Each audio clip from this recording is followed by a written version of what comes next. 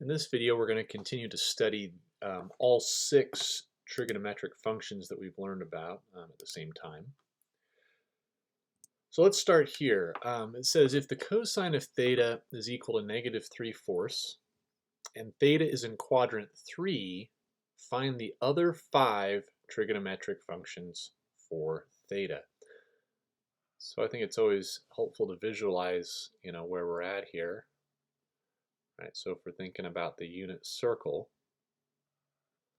we're down there in the third quadrant where the cosine's -3/4, and remember the cosine is the x, so that means we know the x value is here, and so there's 2 places that can happen, up here or down here, but we know it's in quadrant 3, so that means we know that this would be the point on the unit circle we're talking about.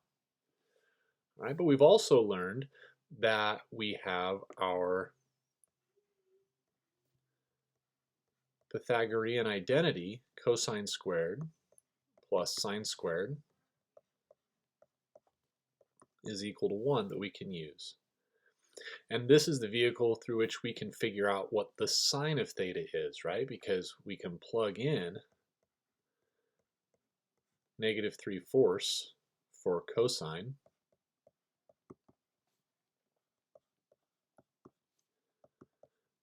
and then we can solve for the sine. So we have what, 9/16,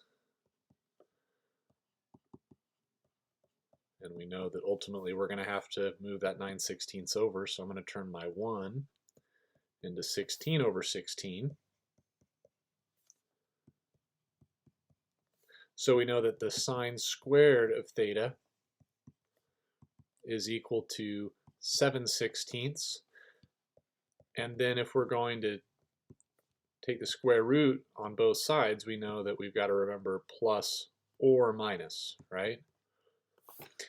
But since we know we are in quadrant 3, we can see that the sign should be negative there. So we're definitely going to choose the negative square root of 7/16, or even better, we know that we can take the square root of 16 in the denominator, so this will be -√7/4. All right, so up here we can start to list these things, right? The cosine of theta, we already knew, right? The sine of theta, we now know.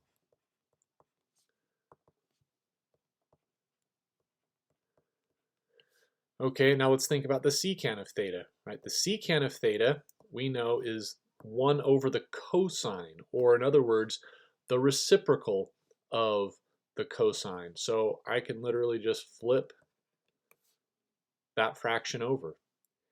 And the cosecant, right, is the reciprocal of the sine. So I can literally just flip that over.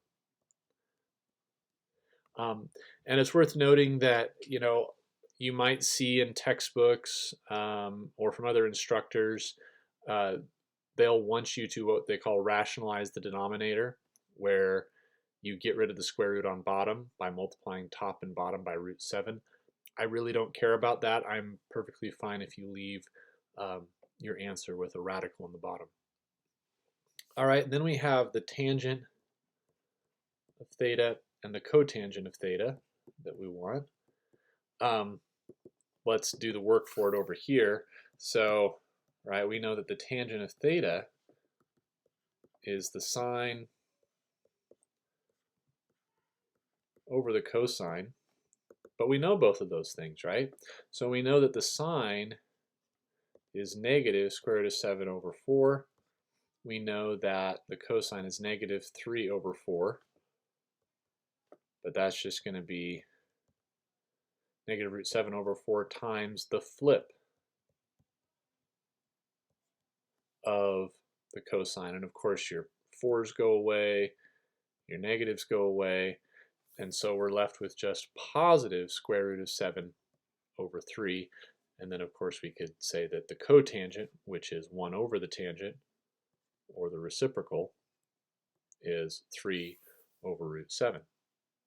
All right, so let's take a look at another one. In this one, we're going to be given information about the tangent and then asked to find the other 5 trig functions. So I want you to give this one some thought first and really give it a good try on your own and try to be really critical about what your answers are. Really double check that they make sense when you come up with them. All right, so we're starting with this. We know that the tangent of theta is equal to 5/2, right? And hey, why don't we do the one that's really easy? One of these we basically get for free. The cotangent, right? Remember, is just the reciprocal of the tangent. So I can definitely say that with confidence. But what we might need to do a little more work on is to figure out what's the sine, what's the cosine, the secant, and the cosecant. All right. Now, right at first here, we know, right, that the tangent is sine over cosine, right? And so what might be really tempting at first is to say, well, the sine over the cosine, which is tangent, is 5/2. So then it must be the case that the sine is 5 and the cosine is 2. That might be really tempting. However, hopefully after thinking about that for a moment, we realize something's off.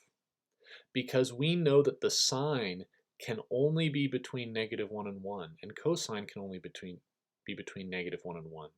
So there's no way it could be valid for me to put a 5 right here or a 2 right here. Okay, so what's going on here? The other thing I want you to remember besides this definition is also that the tangent of theta, if we're talking about being on a circle, is the y value over the x value. And so if we look at it in that way, then what we're talking about is a y value of 5 and an x value of 2. So, right, we're talking about a point right here, and that's, a part of a particular circle here that I'm trying my best to draw. Just drawing the part in the first quadrant. All right, so here's where we're at. Okay, and so we know the tangent is the y over the x. And so when we think about things in that sense, let's remind ourselves here of how we define sine and cosine, right? So if here's y and here's x, okay, what is the sine of theta? Well, remember, the sine of theta isn't just the y value, it's y over r. And the cosine of theta isn't just the x value, it's x over r.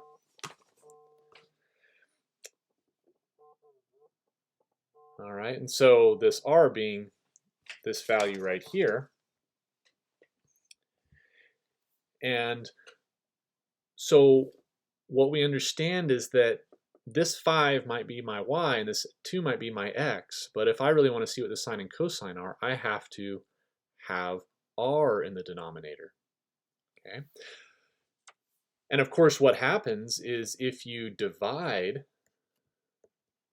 the sine and the cosine, y over r, x over r, your r's just cancel. And so all you see in the end is y over x. So that's why we're just seeing this 5 and just seeing this 2. So we really need to understand what our r value is. But we can do that pretty easily because we know that this is 5, right? We know that this is 2. And so we can use the Pythagorean theorem to say r squared equals 2 squared plus 5 squared, which is 29. So r equals the square root of 29. So up here, what we're going to say is to really identify that sine and that cosine, I'm going to say this is 5 over square root of 29 and 2 over square root of 29. So now I can see what my sine is and what my cosine is. And then, of course, my secant is 1 over the cosine, or the reciprocal of cosine. And this cosecant is the reciprocal of sine. Now, there's an alternate way we could have done this problem. And maybe you figured out a different way to do it too. But the alternate way would be to introduce some new formulas. So here's the formula we already know, right? Sine squared plus cosine squared equals 1. But if you take this formula and you divide everything by cosine squared theta, first of all, that's legal because I'm dividing every single term by it. Then this becomes 1. This becomes tangent squared. And then, of course, 1 over cosine is secant, so this becomes secant squared. So this gives us another, what we would call Pythagorean identity. And similarly, if instead of dividing by cosine squared, if I divide everything by sine squared, then you would have a 1 here, a cotangent squared here, and a cosecant squared here. So these three create the Pythagorean identities. And just like I did here, what I would suggest is, I've already stated that you really need to memorize this. Sine squared plus cosine squared equals 1. That's the thing you got to memorize. You can memorize these other two if you want, but they're really easy to get. Just either divide this equation by cosine squared or divide it by sine squared, and you'll automatically have these other two. All right, so what we could have done in example 2 is, instead of drawing the picture and finding r, what I could have just done was this, is I could have said, I know that the tangent of theta is equal to 5/2. So I'm going to use the formula tan squared theta plus 1 equals the secant squared of theta. So that would mean 5/2 squared plus 1 equals secant squared theta, which would give me 25 over 4 plus 4 over 4 equals secant squared theta. So that's going to be 29 over 4. So the square root of that is secant of theta. And of course, what do we have to do here? We have to pick either plus or minus, right?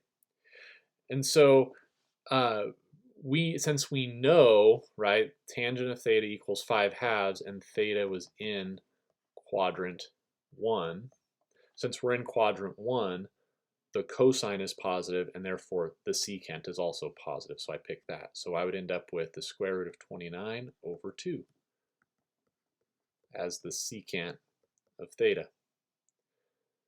Right? And then, of course, for free after that, I would also have that 2 over the square root of 29 is the cosine of theta.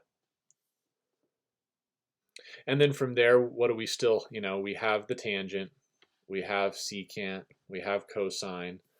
Of course, cotangent's still free, right?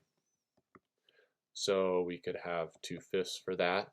And then how about the sine? Well, there's lots of ways we could find the sine from here, but for one, if you know cosine, you can go back to cosine squared plus sine squared equals 1. And so we have 2 over the square root of 29 squared plus sine squared equals 1. So 4 over 29. And I know I'm going to have to do some subtracting here, so I'll call that 29 over 29.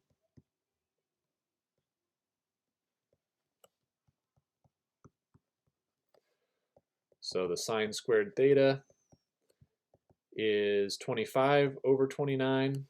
And so the sine of theta, because it's in quadrant 1, is going to be the positive square root of 25 over 29, which is 5 over the square root of 29. And then we could have also said the cosecant of theta is equal to root 29 over 5. So in this particular instance, I would say if you look at how much work we did here, and then you look at how much work we did here, it's probably pretty similar in terms of the amount of work we had to do. But it's an alternate way that we can go ahead and take that on.